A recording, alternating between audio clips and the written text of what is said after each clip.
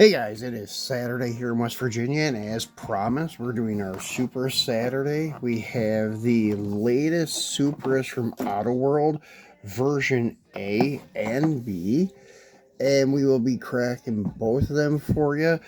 For some reason, these appealed to me. I don't know if it was because of the hood or the chrome wheels or something, but I don't know, because I passed on the dark blue and the red ones that were released not so long ago, but these two just kind of grabbed my attention, and they were on the pegs for a couple of weeks, so I figured, what the hell, I'll go ahead and grab them, do a video on them, throw them in the display case, and hang on to these ones, because Autoworld did do a nice job on them, and they look really good with the chrome wheels. I don't know, maybe that's why. But the blue and the red had the chrome wheels too. So not sure why these ones appealed so much, but they did. So this is version A.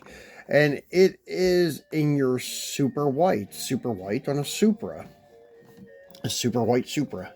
So anyways, there is the pick of the car. This is a new casting variation. I guess it's because of the hood.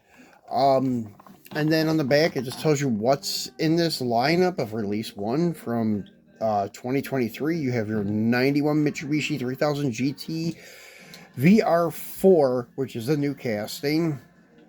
And then the 97 Toyota Supra, new casting variation. And then your sports car, which was the 2020 Chevy Corvette.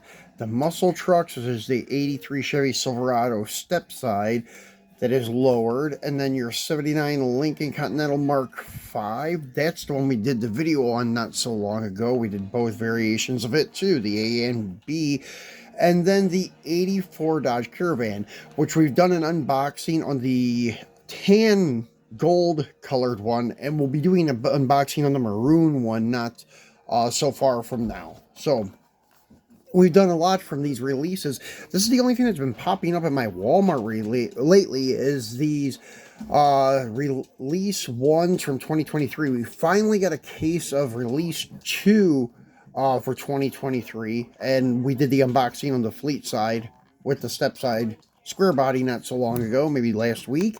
And then we did a quick look at the Plymouth Voyager variant in that lineup, but it was the ultra red, so you really don't get the full feel of how detailed it is to look like the actual vehicle with the ultra reds. But anyways, yeah, we have some other Autoworld stuff coming up for you guys in the future. And anyways, let's get the white one off the card. I've already cracked the seat. You can't even tell this one was cracked. As I've pointed out in the trucks, if you do it very slowly, you can get it where you can't even tell. And if you wanted to re-seal them to hang them up in the package, you could. So I do that because sometimes I do like to display stuff carded. But for the most part, I'm just opening and throwing the cards, unless I'm not sure I'm going to keep the model or not. If I'm not sure about that, then I'll keep the card for the new owner. But as you can see, this is a great casting. This is one I did a comparison with Mini GT, and actually the Autoworld one is a very close runner with the Mini GT. The only thing the Mini GT beats it on is the lights, with the headlights and the tail lights. But the overall car itself is very nicely done. This one I think has a little off on the plate location. It looks like it's a little bit high on the nose, but not too bad though. I may be wrong about that too, but very nicely done with the mirrors casted in. They're not separate pieces, so there's no breaking them off. The 5 spokes are done very well. All the body lines are there, the little scoops and such. And the high arch on the side glass going into the roof seems more accurate on this than the Mini GT. But as I said, the Mini GT beat them with the light details. So, very nice car. Now, the one thing that we do really like about the Autoworld is the opening hoods, but sometimes they're a little bit of a problem to get open. So maybe the other one will open a little easier for us. So, going to the silver variant. This looks very good in person. Actually, you can probably see the metal flake here in the video. It looks very good, just highly metallic silver paint. So let's go ahead and get him off the card. And as this one's already open too, very hard to tell if you take your time and open them up.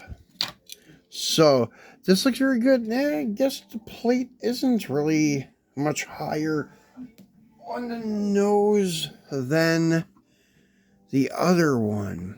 It just looks a little bit funky because it should be hanging down. I think they made an error on their plate location, in my opinion. But yeah, I probably would not even have put a front plate on this if I would have been Autoworld.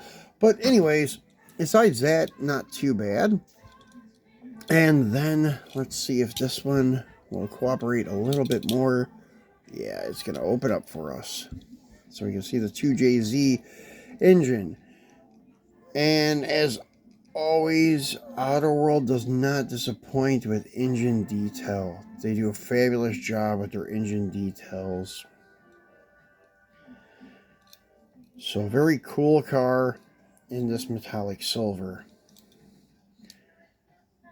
So these will look good in the display case. With the other JDM stuff, I'm starting like a JDM display case with the white Nissan stuff. So we'll have JDM trend type cars in there, Euro and American, but they have to have like Liberty Walk or Pandem kits on it. I've got a couple Challengers from Tarmac with the Liberty Walk kit that's going in that case. And actually, that's going to be our next video for our Mopar Monday. It will be a modern Mopar Monday with both variants of the Tarmac Liberty Walk Challenger Hellcat.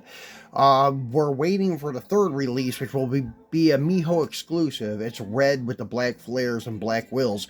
Right now we have the white one with the black wheels and black flares, and then we have the all green one with the gold Pandem looking wheels on it. And I have to say the green one is very cool looking because you see all the details of the wheels, and then the flares are the same color as the body. Looks fabulous that way. So we'll do a video on both of those come Monday.